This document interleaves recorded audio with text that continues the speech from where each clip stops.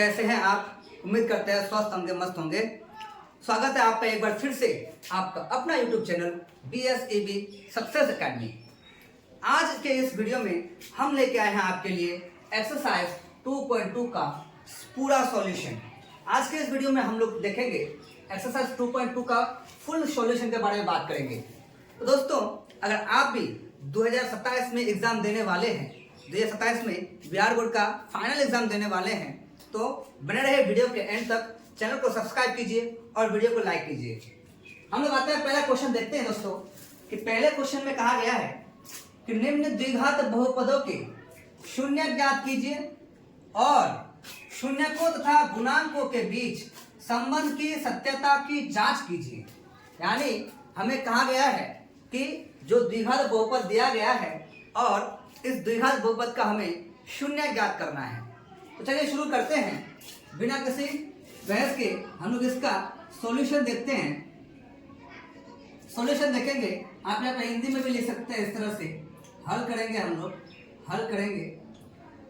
दोस्तों, क्वेश्चन हमारा दिया हुआ है कि x का स्क्वायर माइनस का 2x माइनस का 8 और कहा गया है कि शून्य ज्ञात कीजिए। यहाँ पर हमारा एक बात आप याद रखेंगे कि जब भी आपको शून्य ज्ञात करने के लिए कहा जाए, आप पहले उसमें बराबर 0 लगा लीजिए। शून्य ज्ञात करना है दोस्तों। अब यहाँ पर कुछ नियम है। पहला नियम आप समझेंगे कैसे कि यहाँ पर एक बात आप ये समझते हुए चलिए कि मान लीजिए यहाँ पर कोई 2 है और x है, ये इसको हम ऊपर वाले नंबर को हम घात कहते हैं दोस्तों, यहाँ घात कहते हैं। और जो नंबर इसके साथ ऐसे गुना रहते हैं उसे हम गुणांक कहते हैं, गुणांक कहते हैं। ये भी आपको एग्जाम में MCQ में देखने को मिल सकता है और बहुत ही इंपॉर्टेंट बात है ये। इस बात को समझना जरूरी है कि जो नंबर x के साथ या फिर किसी, मान लीजिए आप 3y है, तो ये डायरेक्ट जो इसके साथ गुना में रहता है वो उसका गुणांक कहलाता है। ये y का क्या हो जाएगा? गुणांक कहलाएगा। ठीक है। यहाँ पर आपको एग्जाम में इस तरह से क्वेश्चन पूछ सकता है कि मान लीजिए 2x square minus 3y plus 5 में बोला जाएगा कि y का गुणांक क्या है, y का गुणांक क्या है। ये भी आपका एक MCQ क्वेश्चन हो गया यहाँ पर, है ना। तो y का गुणांक अगर देखेंगे तो y का गुणांक कितना दोस्तों? 3 है। ये आपको MCQ में पूछ सकता है। हमारा मकसद ये नहीं है पढ़ाना, हम कुछ और पढ़ा रहे हैं। ये बस आपकी जानकारी के लिए बहुत ही जरूरी था, हमने बता दी। आगे देखते हैं कि यहाँ पर हमें करना क्या है। तो हमें पहले क्या करना है कि फर्स्ट नंबर और लास्ट नंबर को गुना करना है। फर्स्ट में जो गुणांक है, यहाँ पर कोई नंबर नहीं है तो कितना है दोस्तों? ये भी याद रखेगा कि किसी भी अचल संख्या जो है उनके साथ, जो चर है उनके साथ कोई, जैसे कि हम लोग बात करते हैं एक बात और कि यहाँ पर दो तरह की बात है, एक है चर और एक है अचर। ठीक है दोस्तों। जितने भी हम लोग x, y, z, a, b, c जितने भी चीजें हम लोग देखेंगे, ये सब के सब चर होते हैं। चर मतलब होता है बदलने वाला। और जितने भी हम लोग नंबर देखते हैं 2, 3, 4, 5 जितने भी नंबर होंगे दोस्तों, इन सभी संख्या को हम लोग कहेंगे अचर। ठीक है दोस्तों। तो यहाँ पर हम लोग देखते हैं कि यहाँ पर जो बात कही गई है कि यहाँ पर x स्क्वायर है, तो सबसे पहले हम क्या करेंगे? अब यहाँ से पहले हम लोग क्वेश्चन को समझते हैं। वो आपके जो हम लोग पहले आपको जो मैंने बताई अभी, वो आपके लिए एक्स्ट्रा जानकारी है, आप उन्हें याद रख सकते हैं। आपके MCQ में क्वेश्चन देखने को मिल सकता है। ठीक है। हम लोग आते हैं क्वेश्चन पे। क्वेश्चन में कहा गया कि द्विघात बहुपद का शून्य ज्ञात कीजिए। हम द्विघात बहुपद का शून्य कैसे ज्ञात करेंगे? तो पहला नियम ये कहता है कि आप फर्स्ट और लास्ट नंबर को गुना कीजिए। तो फर्स्ट में कुछ नहीं है तो 1 है और लास्ट में कितना है? 8 है। अब अगर हम 1 को 8 से गुना करेंगे तो कितना होगा दोस्तों? 8 होगा। और गुना करने के बाद जो गुणनफल आ जाएगा, गुणनफल यानी जो गुना करने के बाद जो नंबर आए उसका आप अभाज्य गुणनखंड कीजिए। अभाज्य गुणनखंड करेंगे तो जैसे 2 से गुणनखंड करेंगे तो 2 का हो जाएगा 4 बार में, फिर 2 से जाएगा 2 का हो जाएगा 2 बार में, फिर 2 से जाएगा 2 का 1 बार में। अब ये जो संख्याएं आपको मिली, इन संख्याओं को या तो आप जोड़िए या घटाइए या गुना कीजिए। इन तीन विधि के द्वारा आप जोड़ के, गुना करके या घटा करके आप क्या कीजिए, बीच वाले नंबर के बराबर कीजिए। बीच वाले नंबर के बराबर कीजिए। बस शर्त यह है कि आपको ये सभी संख्याएं लेनी है। तो चलिए देखते हैं कैसे हो सकता है। हमें बनाना कितना है, 2। दो कैसे बनाएंगे दोस्तों कि इन दोनों को गुना कर दीजिए, 2 दूनी 4, और इस 2 को वहां पे घटा दीजिए तो कितना बचेगा, 2 बन जाएगा, है ना। तो अब हम यहाँ पर देखते हैं, ये एक्स स्क्वायर का एक्स स्क्वायर माइनस था तो माइनस, 2 को अब हम 2 नहीं लिखेंगे बल्कि 2 को हम लिखेंगे 4 माइनस 2, ठीक है दोस्तों। और उसके साथ गुना में क्या था, x, और माइनस में इधर क्या है, 8 बराबर 0। अब ये एक्स स्क्वायर है तो एक्स स्क्वायर का एक्स स्क्वायर रहने दो, माइनस ये x जो है ब्रैकेट के अंदर गुना होगा, ब्रैकेट के अंदर गुना होगा। ब्रैकेट के अंदर जितनी भी संख्याएं हैं वो ब्रैकेट के अंदर सभी संख्या के साथ गुना कर दिया जाता है। तो गुना करेंगे अगर हम लोग तो -4 इंटू एक्स माइनस 4x हो गया, माइनस माइनस क्या हो जाएगा दोस्तों, प्लस 2 इंटू एक्स क्या हो जाएगा, 2x, माइनस में 8 बराबर 0। अब हमें यह देखना है इन दोनों संख्याओं में, इन दोनों नंबर्स में क्या कॉमन है, यानी ऐसी कौन सी चीज है जो यहां पर भी है, यहां पर भी है। तो अगर हम ध्यान से देखें तो यहां पर भी x है, यहां पर भी x है, तो x कॉमन हुआ। अब ये जो एक्स स्क्वायर है ये असल में x गुना x के रूप में है। तो अगर हम एक तो x अगर हम लोग कॉमन निकाल लिए तो क्या बचेगा, एक तो x बचेगा, ठीक है दोस्तों। और इसी तरह ये माइनस का माइनस, अब यहां से x अगर कॉमन आ गया है तो बचेगा कौन, 4। उसी तरह से इन दोनों संख्याओं में क्या कॉमन है, तो इन दोनों संख्याओं में अगर ध्यान से देखें तो प्लस में 2 कॉमन है दोस्तों। क्या कॉमन है, 2 यहां पर भी है, तो यहां से अगर 2 कॉमन ले लेते हैं तो बचेगा क्या, x। और ये जो 8 है ये असल में 4 गुना में 2 है, 4 दूनी 8, तो 2 को हम कॉमन ले लिए तो बचा कौन, प्लस माइनस माइनस का 4 और बराबर में 0। तो इस तरह से अगर हम लोग देखें, अब एक बार आप ये भी देख सकते हैं कि इसके पास भी x-4 है और इसके पास भी x-4 है, तो दोनों के पास x-4 है तो हम लोग x-4 को कॉमन ले सकते हैं। अब अगर यहां से x-4 कॉमन आ गया तो बचा कौन, इसके साथ x बचा और प्लस का प्लस, ये x-4 अगर कॉमन में आ गया है तो यहां से बचा कौन, 2 बचा और बराबर में 0। अब इसका अर्थ क्या होता है कि ये और ये गुना करके 0 हुआ है, तो हम ये भी कह सकते हैं कि शायद इन दोनों में से कोई एक नंबर 0 है। ये और ये गुना करके 0 हुआ, इसका अर्थ क्या है, जैसे कि मान लीजिए यहाँ कोई एक संख्या है और यहाँ कोई एक संख्या है, दोनों को गुना करने पर 0 हुआ है। 0 कब होता है, जब किसी भी संख्या को 0 से गुना किया जाता है। इसका अर्थ यह है कि यहाँ पर भी कोई एक, इन दोनों में से कोई एक 0 है, दोनों में से कोई एक 0 हो सकता है।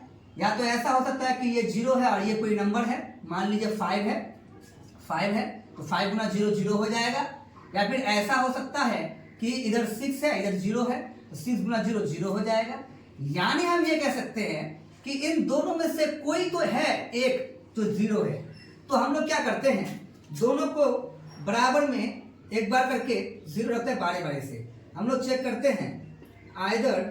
आइदर मतलब होता है या तो हम इसको 0 कह सकते हैं, x-4 बराबर 0, तो उस हिसाब से यहाँ पर x का मान क्या आ जाएगा, ये x का x बराबर इधर -4 है उधर जाके प्लस का 4 हो जाएगा, यानी x का मान कितना आ गया, प्लस का 4। और या फिर हम ये भी कह सकते हैं कि x प्लस 2 का बराबर 0, ठीक है, ये भी हो सकता है। तो एक बार हम लोग इसको 0 कह रहे हैं, या तो ये 0 है या फिर ये 0 के बराबर होता तो क्या होता, तो यहाँ पर ये होता कि x बराबर इधर +2 है इधर आके -2, यानी यहाँ से x का मान क्या मिलता हमें, -2 मिलता। यानी अगर हम लोग ध्यान से अगर देखें पूरी तरह से तो हम लोग ये कह सकते हैं कि शून्य क्या क्या आ गया हम लोग का, शून्य, एक तो आया है प्लस का 4 और एक आया है माइनस का 2। ठीक है दोस्तों, यहाँ पर ये दो शून्य आ गया है। तो शून्य तो हम ज्ञात कर लिए। आगे हमें क्या कहा गया है? आगे कहा गया है कि शून्य को तथा गुणांकों के बीच संबंध की सत्यता की जांच कीजिए। दोनों में संबंध की सत्यता की जांच करना है, क्या ये दोनों सही है, किसके बीच। अभी हम बताएं कि यहाँ पर शून्य को किसके बीच संबंध को जांच करना है, तो शून्य को और गुणांकों के बीच। शून्य तो आपको पता चल गया कि ये दोनों शून्य है। गुणांक क्या है? अभी हमने आप लोगों को बताया कि अगर कोई संख्या मान लीजिए 5x है तो x का गुणांक 5 है। इस नंबर को गुणांक कहते हैं जो उसके साथ गुणा के रूप में रहता है। तो अभी हमें क्या करना है? शून्य को तथा गुणांकों के बीच संबंध की सत्यता की जांच करनी है। तो कैसे करेंगे हम लोग?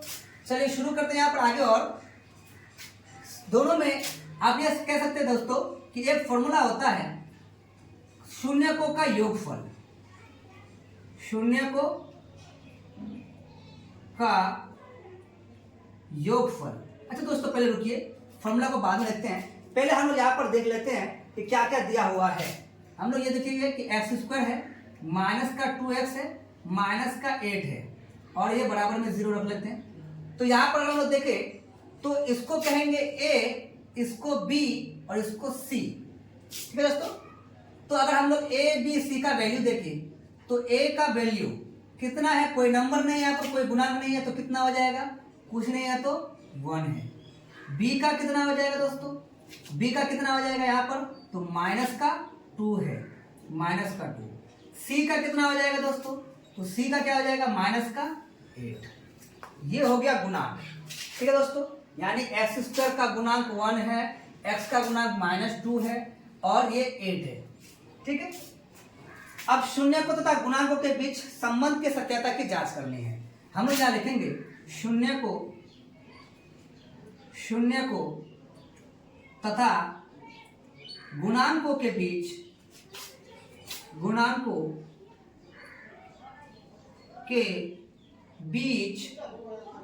संबंध। अब अगर दोनों में हमें संबंध ज्ञात करना है तो हम देखेंगे कि दोनों में क्या संबंध है। तो संबंध ज्ञात करने के लिए आप एक इंपॉर्टेंट चीज याद रखिएगा कि शून्यकों का योगफल, यानी शून्यकों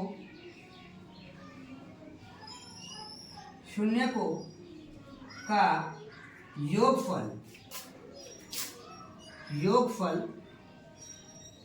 बराबर क्या होता है दोस्तों? तो यहाँ पर एक फॉर्मूला होता है शून्यकों का योगफल बराबर -b/a। इस फॉर्मूले को आप याद रखिएगा। शून्यकों का योगफल बराबर क्या होता है? -b/a। अब इस फॉर्मूले के अकॉर्डिंग हम लोग अगर चले तो यहाँ पर मान लेते हैं शून्य, एक है हमारा 4 और एक है -2, तो हम लोग इसको कह लेते हैं अल्फा, यानी एक शून्य हमारा मान लेते हैं अल्फा है 4 और एक को हम लोग बोल देते हैं बीटा -2। ठीक है दोस्तों, इसको हम कह दिए अल्फा, इसको हम कह दिए बीटा। तो यहाँ पर शून्यकों का योगफल यानी अल्फा और बीटा का योगफल बराबर फॉर्मूला क्या हो गया? -b/a। अब अल्फा का मान रखिए यहाँ पर। अल्फा का मान कितना है?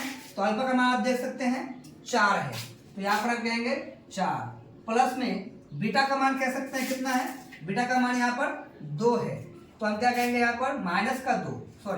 बीटा का मान क्या है? -2 है, तो -2 बराबर माइनस का माइनस बी का मान क्या है यहाँ पर? बी का मान है -2। ये देखिए, तो यहाँ पर थोड़ा सा ध्यान देने की जरूरत है कि ये जो हम माइनस लिखे तो ये तो फॉर्मूले का माइनस था। अब अगर बी का मान हम लोग देखें तो बी के मान में एक और माइनस है, यानी हम यहाँ पर कह सकते हैं -2 और बटे ए का मान कितना है दोस्तों? ए का मान है 1। अब ये हो गया 4 प्लस माइनस का 2 बराबर, ये माइनस प्लस हो जाएगा यानी 2, यानी और नीचे क्या होता है दोस्तों? नीचे 1 लिखा नहीं आता है। तो अब अगर देखें तो ये हो गया 4 में से 2 माइनस हो गया तो 2 बराबर 2, यानी LHS जो है लेफ्ट हैंड साइड वो राइट हैंड साइड के बराबर है, यानी शून्यकों की जांच सही है। दोनों अगर बराबर आ जाए इसका मतलब इन ये जो बहुपद है इसका शून्य की ये सही है। और अगर दोनों बराबर नहीं आता है तो इसका मतलब ये होता कि शायद शून्य गलत है। तो एक तरीका ये होगा, एक ये हो गया शून्य को का जांच करने का तरीका, शून्य को के बीच शून्य को तथा गुणकों के बीच संबंध की सत्यता की जांच, दोनों में संबंध सही है। एक तरीका और है जिससे आप गुणकों उनको दोनों के संबंध को जांच कर सकते हैं। क्या है? तो हम लोग इनके गुणनफल को भी चेक कर सकते हैं। क्या कर सकते हैं? शून्य को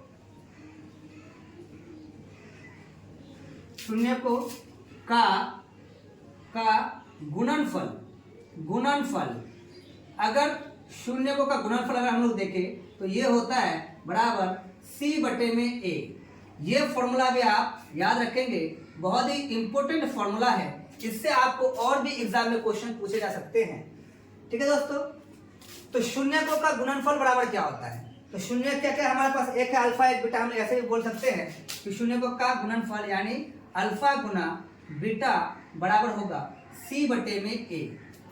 अल्फा का मान कितना है दोस्तों? तो अल्फा का मान आप यहां से देख सकते हैं 4 है और बीटा का मान -2 है। तो अल्फा का मान 4 गुना बीटा का मान -2 बराबर c का मान कितना है दोस्तों? तो c का मान आप यहां से देख सकते हैं कितना है, c का मान हो गया -8 बटे में कितना है? तो a का मान आप यहां से देख सकते हैं, a का मान कितना है? 1 है। अब इनको हम गुना करेंगे, 4 दूनी 8 प्लस माइनस में बराबर, इधर पहले से -8 है और नीचे 1 है तो 1 लिखा नहीं आता है। यहाँ पर भी LHS और RHS क्या है दोस्तों? इक्वल है, यानी शून्य को के बीच संबंध की सत्यता सही है, संबंध सत्य है। ठीक है दोस्तों, तो इसी तरह से आप ये कंप्लीट हुआ। अगला क्वेश्चन देखेंगे, तब तक के लिए आप पहले वीडियो को पॉज करके इस क्वेश्चन को नोट कीजिए, फिर हम लोग क्वेश्चन नंबर 2 सॉल्व करेंगे।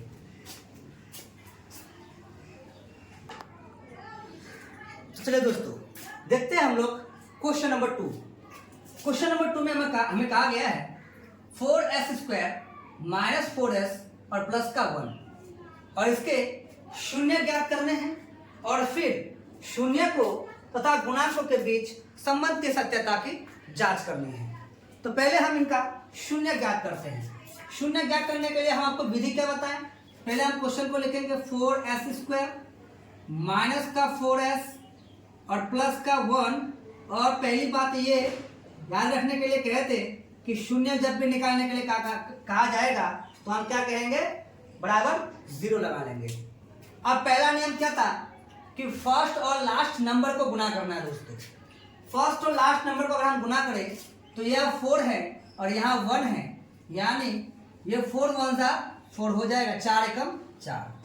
अब इस संख्या का हम क्या करेंगे? अभाज्य गुणनखंड कर लेंगे। अभाज्य गुणनखंड करेंगे तो 2 बार में, फिर 2 1 बार में। ठीक है दोस्तों, यहाँ पर जो संख्याएं आई हैं इन संख्या को या तो आप जोड़िए या घटाइए या गुणा कीजिए। जोड़ घटा गुणा करके आपको बीच वाली संख्या के बराबर करना है, बीच वाली संख्या के बराबर करना है। तो कैसे बराबर हो जाएगा ये? तो हमारे पास 2 हमें बनाना कितना है? 4 है। दोनों को आपस में जोड़ दो, 2 + 2 हो जाएगा बराबर में 4। ठीक है दोस्तों, तो ये फैक्टर बन जाएगा हमारा, यानी हम कह सकते हैं ये हो गया 4s² माइनस ये जो 4 है दोस्तों, अब हम इसको 4 नहीं लिखेंगे, क्या लिखेंगे? 2 + का 2, 2 + 2 हो जाएगा 4 और उसके साथ क्या था? s और इधर प्लस का 1 बराबर में 0। ठीक है दोस्तों, इतना तक समझ में आ गया होगा।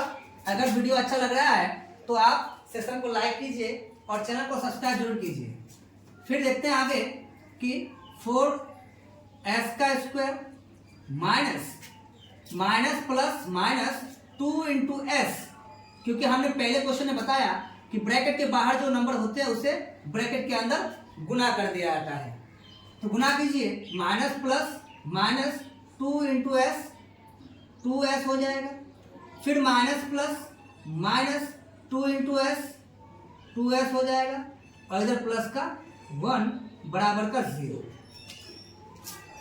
अब यहाँ पर हम लोग देखेंगे कि दोनों में, इन दोनों संख्याओं में ऐसी कौन सी संख्या है जो कॉमन है। दोनों में क्या कॉमन है, तो ध्यान से देखने पर हमें ये पता चलता है कि यहाँ पर भी s है, यहाँ पर भी s है, यानी s कॉमन है।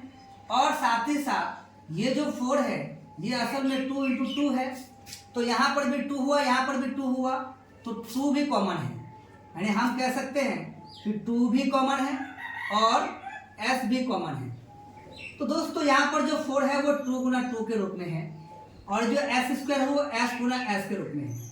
अब आप देख सकते हैं कि एक तो 2 एक तो s हम बाहर कॉमन ले लिए, एक 2 और एक s कॉमन ले लिए, तो बचा कौन, 2 और s, क्या बचेगा 2s, माइनस में 2s का 2s पूरा कॉमन आ गया, तो बचेगा क्या दोस्तों, 2s जो है उसको हम लोग ऐसे बोल सकते हैं 2s इंटू 1 है ना, और ये 2s कॉमन में आ गया तो बचेगा क्या, तो बचेगा यहाँ पर 1। फिर हम आगे कह सकते हैं इन दोनों में क्या कॉमन है, तो इन दोनों में भी अगर ध्यान से देखें तो s तो कॉमन है नहीं, दोनों में 1 कॉमन है, माइनस का 1।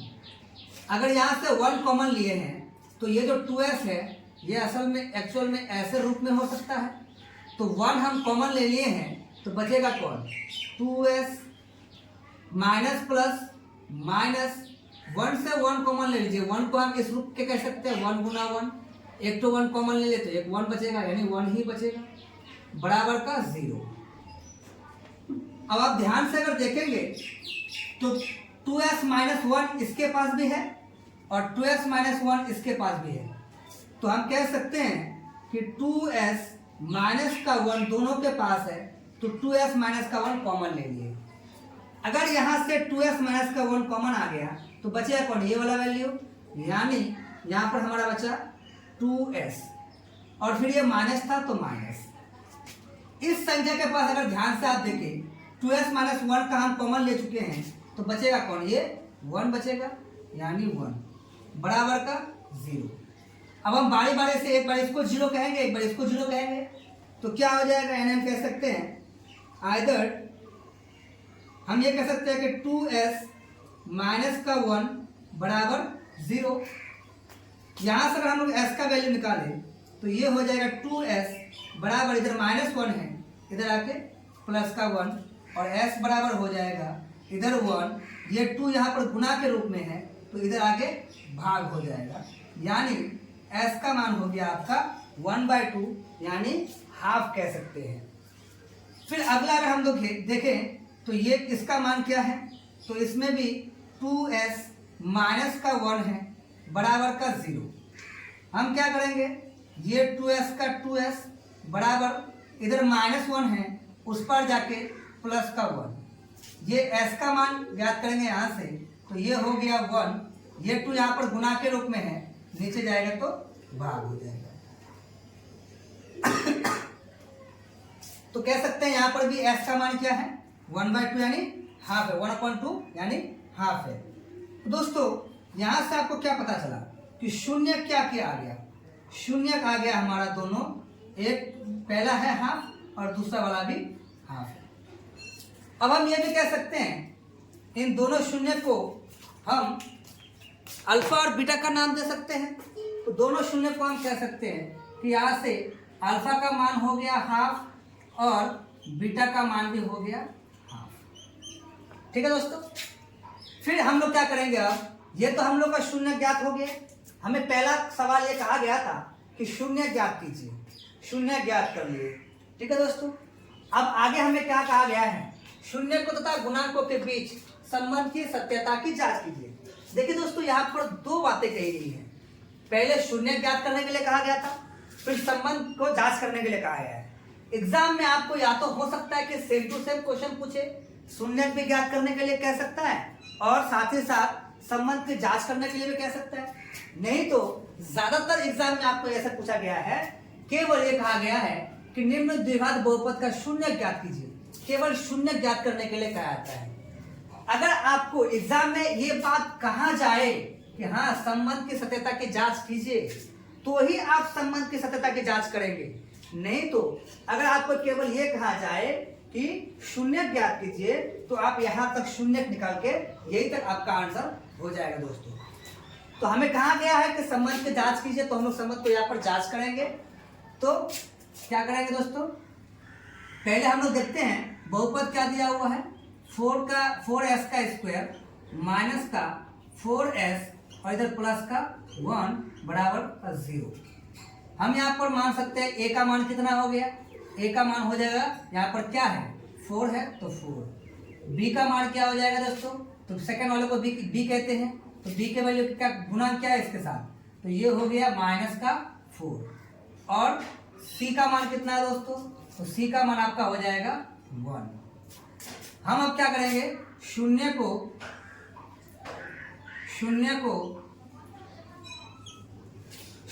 तथा गुणांकों के बीच संबंध को ज्ञात करने वाले हैं। तो हम ज्ञात करेंगे शून्य को तथा गुणांकों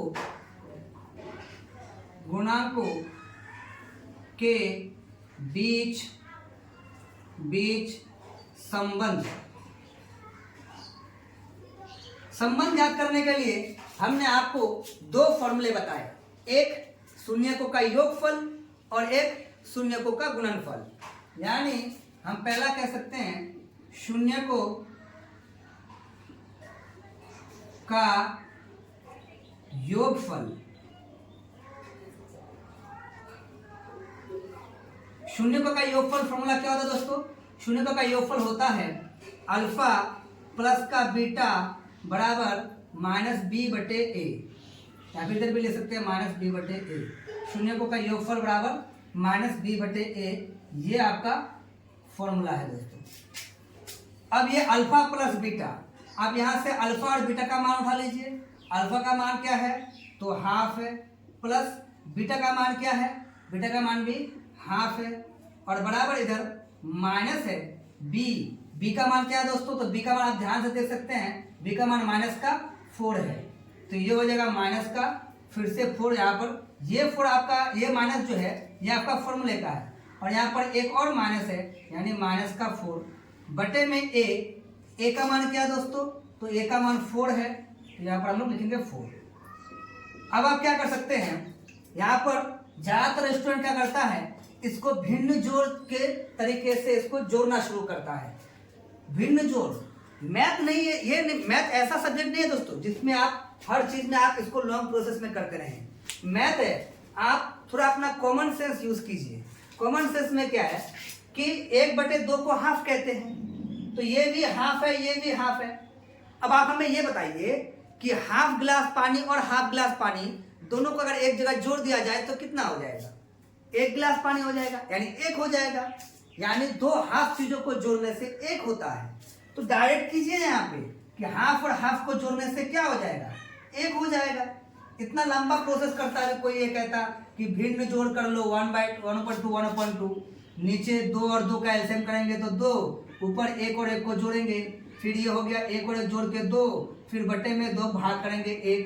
क्यों इतना लंबा प्रोसेस करना है, मैथ पढ़ रहे हैं आप अपना कॉमन सेंस यूज कीजिए कि हाफ को जोड़ने से 1 होता है, तो हाफ और हाफ को जोड़ने से 1 बराबर में माइनस माइनस प्लस हो गया। 4 को 4 से भाग करेंगे कितना हो जाएगा, सेम नंबर को भाग करते हैं तब भी 1 होता है, और ये हो गया आपका LHS बराबर RHS, यानी संबंध सही है।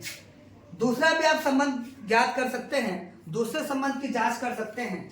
दूसरा हम क्या बताएं आपको, दूसरा हम बताएं शून्य को तथा गुणांकों के शून्यकों का गुणनफल। शून्यकों का गुणनफल, शून्यकों का गुणनफल का फॉर्मूला क्या होता है दोस्तों, C बटे में A। शून्यकों का गुणनफल क्या होता है, C बटे में A। गुणनफल अगर ज्ञात करेंगे तो शून्य का हमारा अल्फा गुना बीटा बराबर फॉर्मूला क्या आता है, C बटे में A। अल्फा का मान कितना है दोस्तों, तो अल्फा का मान है हाफ गुना बीटा का मान क्या है दोस्तों, बीटा का मान भी यहाँ पर हाफ है, अल्फा का मान हाफ, बीटा का मान भी हाफ। ठीक है दोस्तों, अब क्या है बराबर इधर C का मान कितना है, यहाँ से आप देख सकते हैं C का मान है 1, और बटे में ए का मान यहाँ से आप देख सकते हैं कितना है 4, तो यहाँ पर हो गया 4। इस साइड में अगर आप गुना करेंगे तो एक हो जाएगा, नीचे 2 दूनी 4 हो जाएगा बराबर, इधर भी 1 बटे में 4। तो यहाँ पर देख सकते हैं कि यहाँ पर भी LHS जो है वो RHS के बराबर है। तो इस तरह से आपका संबंध सत्यापित होता है कि दोनों शून्य को तथा गुणांकों के बीच जो संबंध है वो सही है और ये शून्य भी हमारा सही है। तब तक वीडियो को पॉज करके आप इसको नोट कीजिए, फिर बढ़ेंगे हम लोग अगला क्वेश्चन नंबर 3 की ओर।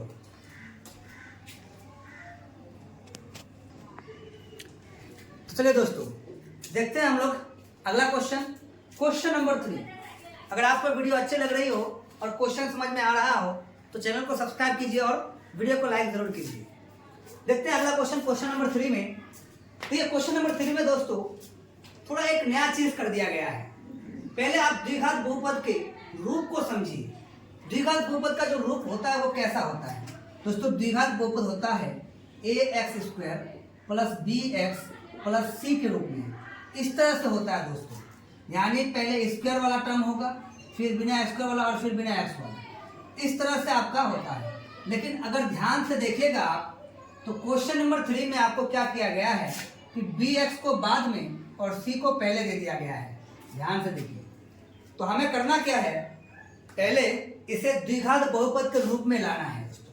करना क्या है, द्विघात बहुपद के रूप में इसे लाना है। तो हम क्या करते हैं कि पहले इसको हल करते हैं, ये हल करेंगे तो पहले इसको द्विघात बहुपद के रूप में लाएंगे तो ये हो जाएगा 6x² माइनस का 7x पहले लिखेंगे और फिर माइनस का 3 है तो माइनस का 3 बाद में लिखेंगे और शून्य निकालने के लिए इसमें 0 लगाएंगे, शून्य लगाएंगे।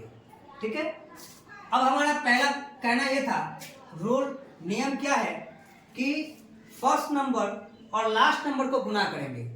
तो फर्स्ट नंबर और लास्ट नंबर को अगर हम लोग गुना करते हैं तो 6 3 18 बन रहा है दोस्तों। कितना बन रहा है?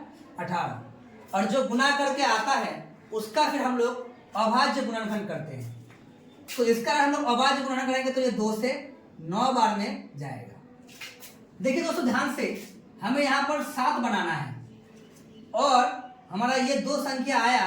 हम अगर ध्यान से देखें तो 9 से 2 हटाएंगे तो 7 हो जाएगा।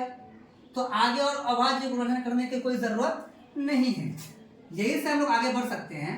ये हो जाएगा हमारा 6x² माइनस 7 को 7 ना लिखे हम 9 - 2 लिखेंगे जो कि 7 के बराबर होगा।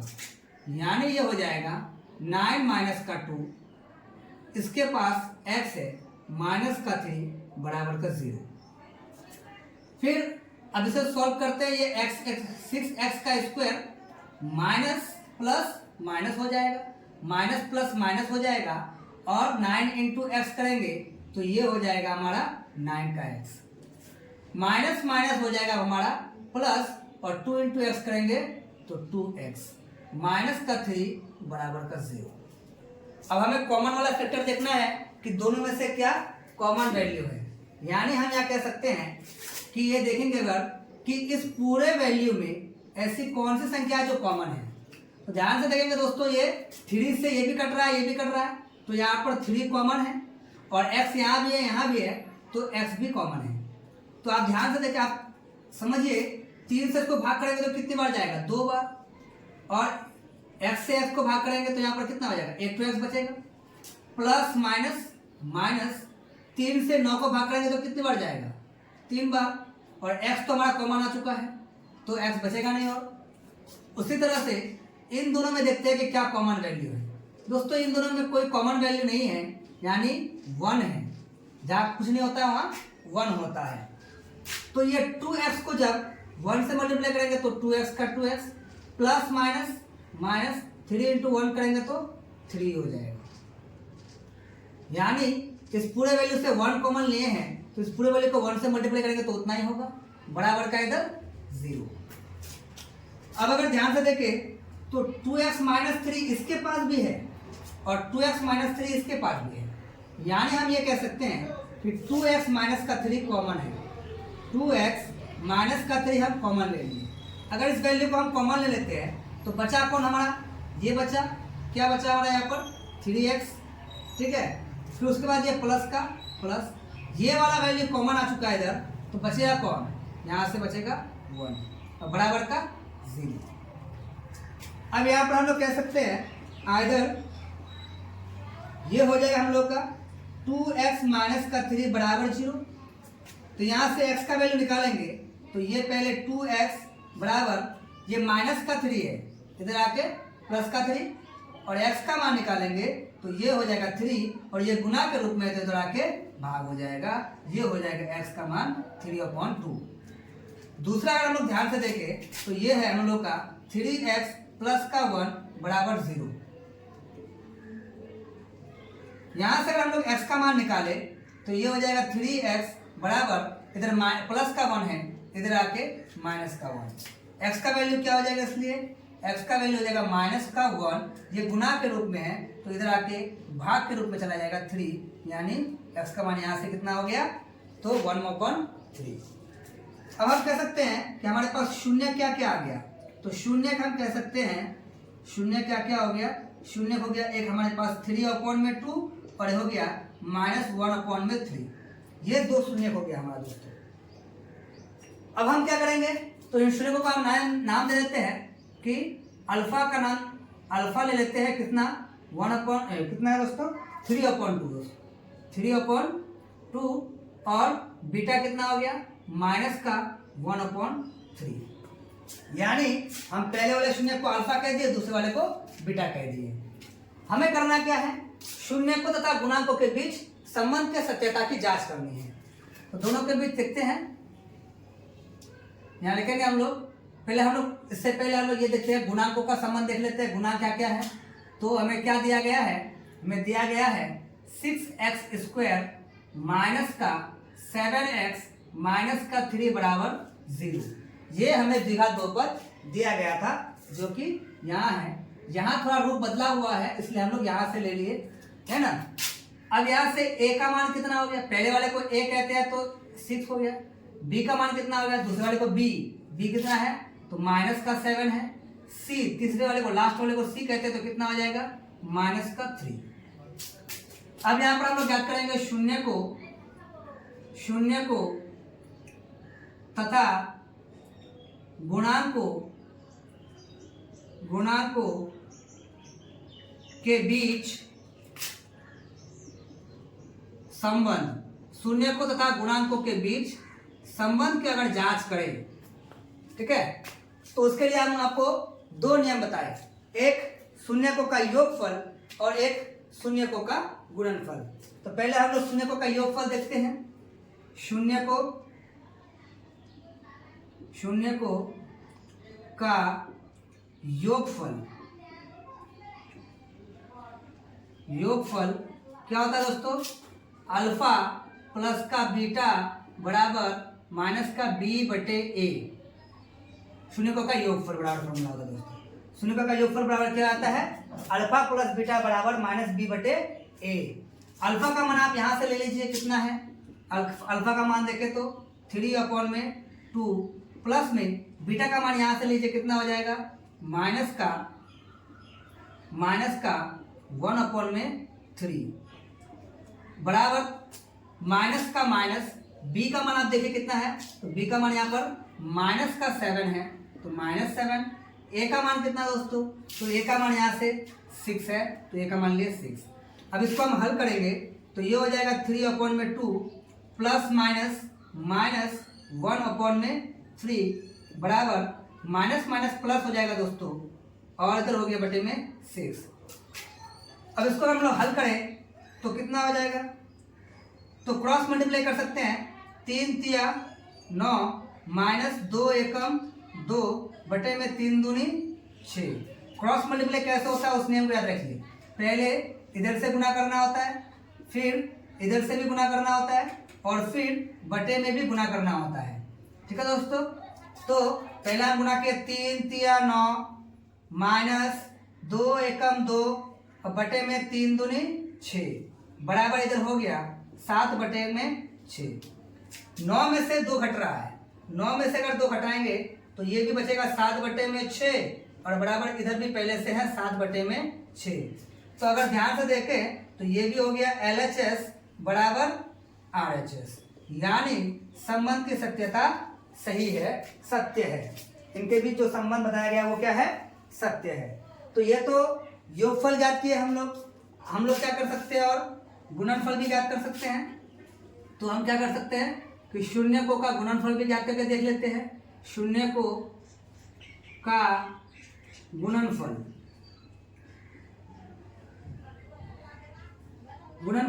क्या होता है, अल्फा इंटू बीटा बराबर होता है C/A।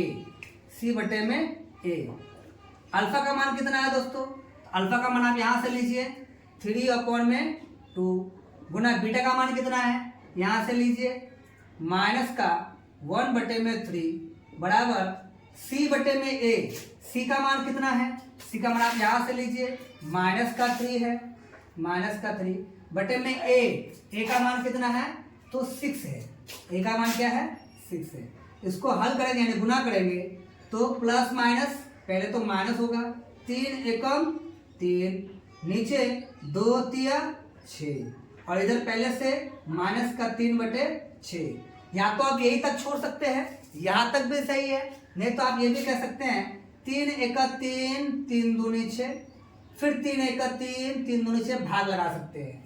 तो उस हिसाब से हमारा क्या आ गया, ये माइनस का हाफ आया इधर, है ना, और इधर भी माइनस का 1/2 यानी हाफ आया। तो यहाँ पर भी कह सकते हैं कि LHS जो है वो RHS के बराबर है और left hand side right hand side के इक्वल है। तो अब आप अगर क्वेश्चन आपको अच्छी तरह समझ में आ रहा है तो आप वीडियो को लाइक कीजिए और चैनल को सब्सक्राइब जरूर कीजिए, क्योंकि आपके एक सब्सक्राइब से हमको मतलब मोटिवेट मिलता है और ऐसे ही हम शानदार वीडियो आपके लिए लाते रहेंगे। तब तक आप वीडियो को पॉज करके आप इसको नोट कर सकते हैं। फिर हम बढ़ेंगे अगला क्वेश्चन नंबर 3 पे। क्वेश्चन नंबर 3 तो हो गया, क्वेश्चन नंबर 4 लेके आते हैं।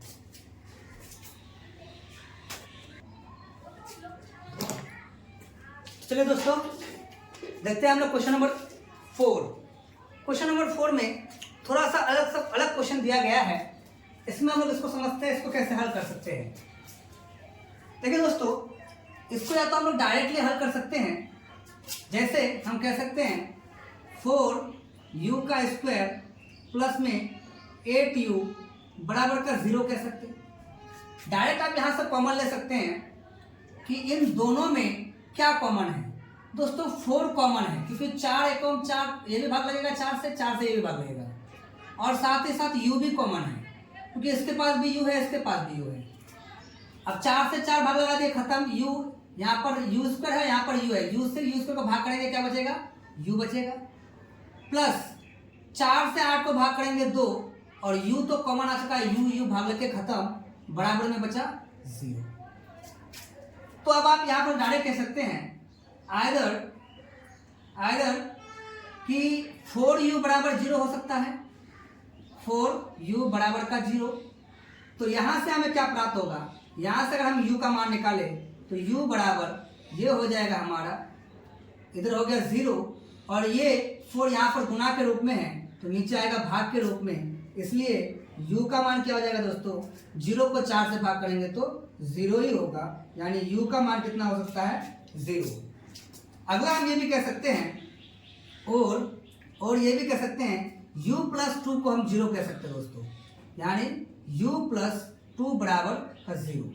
यहाँ से अगर हम लोग u का मान देखें तो ये क्या हो जाएगा, इधर प्लस का 2 है, इधर आके माइनस का 2, यानी u का मान एक शून्य क्या क्या मिल गया हमको दोस्तों, शून्य हमें 2 शून्य मिल गए हैं, एक हो गया 0 और एक हो गया माइनस का 2, ये 2 शून्य हमें मिले हैं।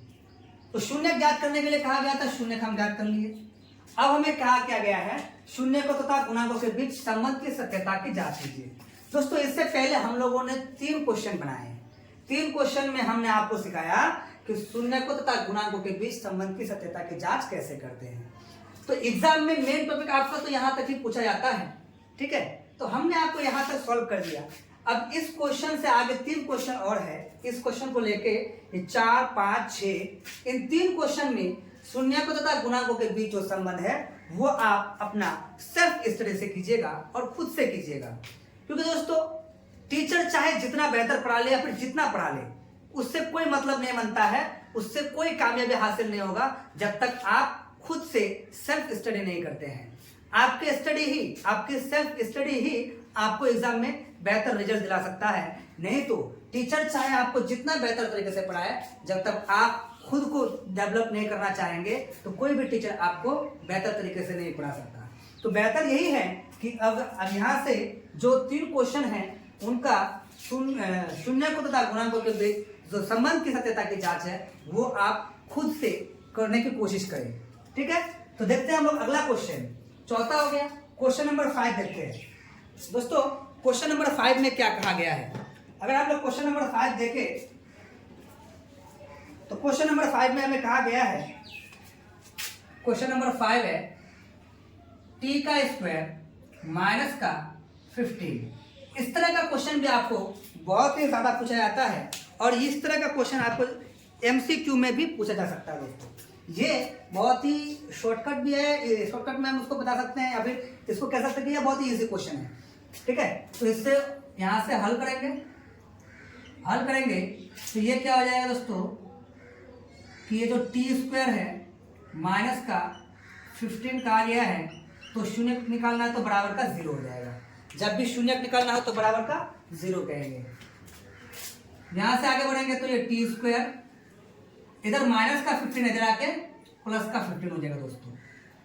और फिर हमें t का मान निकालना है, तो t बराबर जब भी स्क्वायर हटता है, इस बात को याद रखना, जब भी इधर से स्क्वायर हट के उधर जाएगा तो वो अपने साथ प्लस माइनस और रूट ले जाएगा, प्लस माइनस और रूट ले आएगा।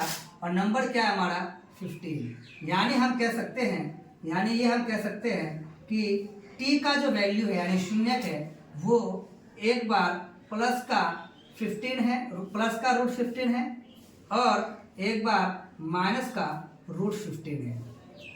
प्लस का रूट 15 और माइनस का रूट 15, 2 शून्य हमारे प्राप्त हो गए। शून्य क्या क्या है, प्लस का रूट 15 और माइनस का रूट 15। इनके संबंधों की जांच आप खुद से करेंगे। चलिए अगला क्वेश्चन देखते हैं, क्वेश्चन नंबर 6। क्वेश्चन नंबर 6 में क्या कहा गया है, तो दोस्तों क्वेश्चन नंबर 6 में कहा गया है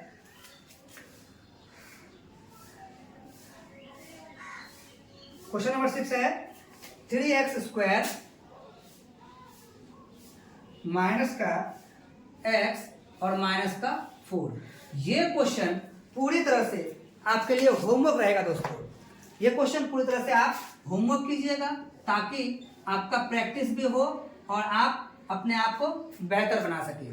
ठीक है, अगर आपको ये वीडियो अच्छी लगी हो तो चैनल को सब्सक्राइब कीजिएगा और अपने दोस्तों को शेयर कीजिएगा। और आने वाले 2027 तक के फरवरी तक के हम पूरा मैथ कंप्लीट करने वाले हैं दोस्तों। यहाँ पर आपको फ्री पूरा मैथ का जो सिलेबस है वो आपको पूरी तरह से पढ़ाया जाएगा।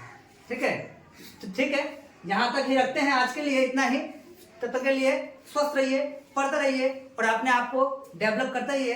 तब तक के लिए मिलेंगे फिर अगले वीडियो में। जय हिंद, जय भारत।